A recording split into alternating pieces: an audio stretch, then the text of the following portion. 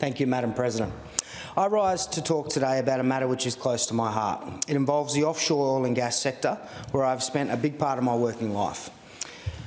It involves employment rights of workers, which has never been more fragile than what we are seeing today in light of a decade-long neoliberal attack on workers by corporate Australia.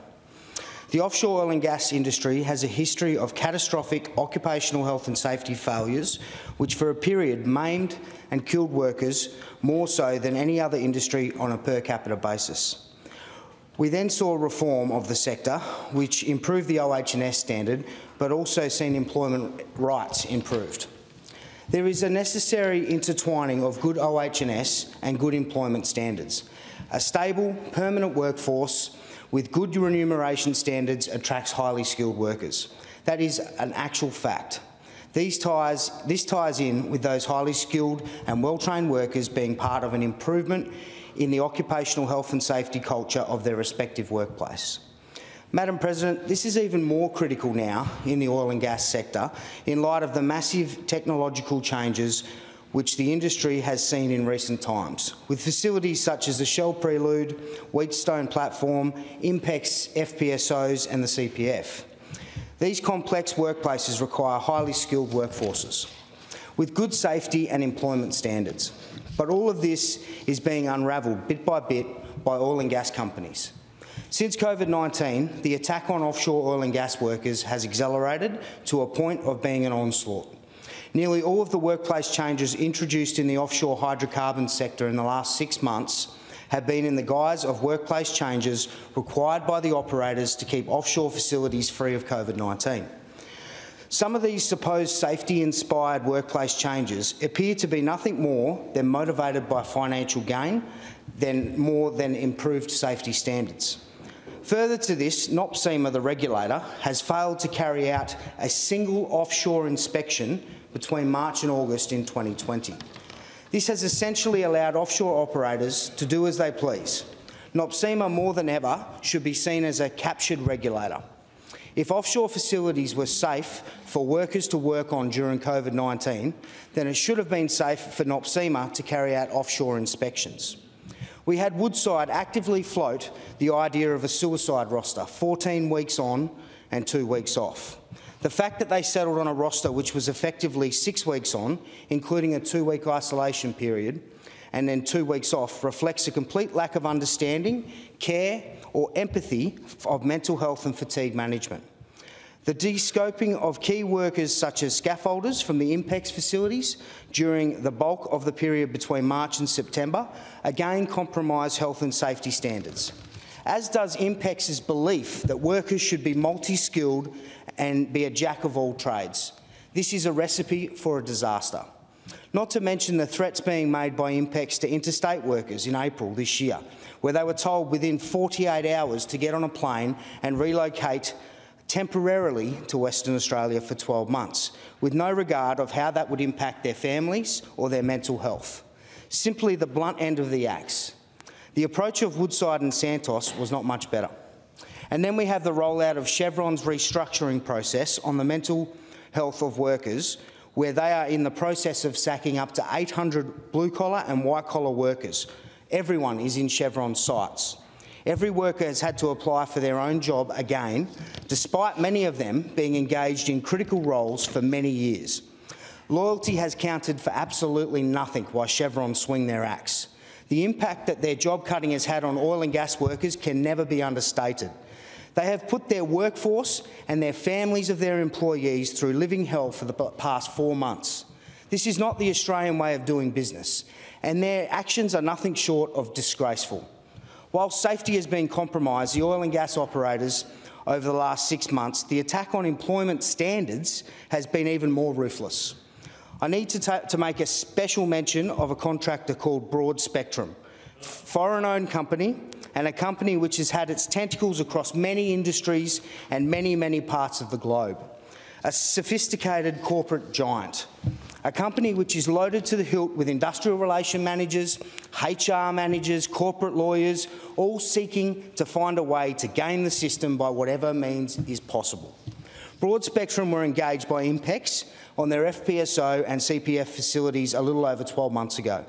They did so through one of the subsidiary companies called Trace JV. Now, Trace JV weren't the employer, however. They used another Broad Spectrum entity called BR&I Pty Ltd to employ the workers separately. And what sort of enterprise agreement did they have? It was a baseline agreement, clearly not set up to engage highly skilled offshore workers or competent offshore workers. And what were their rates of pay under this so-called agreement? $33 an hour, which in the offshore industry is a disgrace. Between Broad Spectrum commencing work on the INPEX facilities and the onset of COVID-19, the Offshore Alliance, which is a joint venture between the Maritime Union of Australia and the Australian Workers' Union, along with the Electrical Trades Union, had met with the company on numerous occasions to negotiate a replacement enterprise agreement with proper remuneration for workers for their offshore work and their high skill level that they have. This was in context of the BR&I enterprise agreement being close to expiry. Broad Spectrum have even sent out a draft notice of employee representational rights, the NERR, which is the official start of the bargaining process. There was an in-principle agreement between Broad Spectrum and the unions and employees that the company would pay in industry rates of pay and conditions.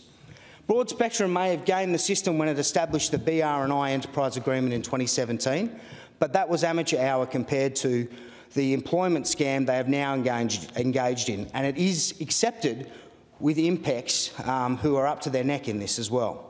In late 2019, another Broad Spectrum entity called Scout Solutions was commenced the process of terminating the baseline agreement, which still had 12 months to run, and replacing it with another baseline agreement, Scout Solutions Enterprise Agreement, which was intended to lock workers into minimum below award standard rates of pay for 4 years.